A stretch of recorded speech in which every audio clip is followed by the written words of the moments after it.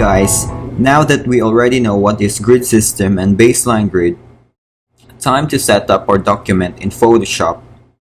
On the resource provided, I included content, the grid, icons we will be using, and sample images. Open up the grid.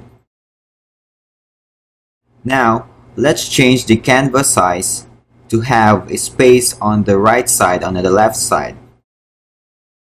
So to change the canvas size, go to Image, Canvas Size, and change the number to 1600, and for the height, let's put in 3000. And make sure to hit the upper anchor and hit OK.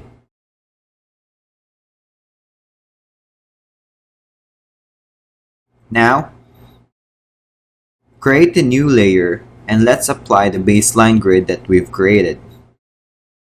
Switch on to Paint Bucket tool by pressing G on the keyboard or just by locating it here at the Tools panel.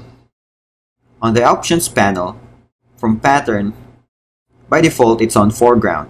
Hit into Pattern and locate the pattern we've created here on the very bottom. Once you've selected it, fill the canvas and make sure to rename the layer Baseline Grid. Lock it and hide it for the meantime. Now that we already set up our document, we can now start designing in Photoshop on the next video.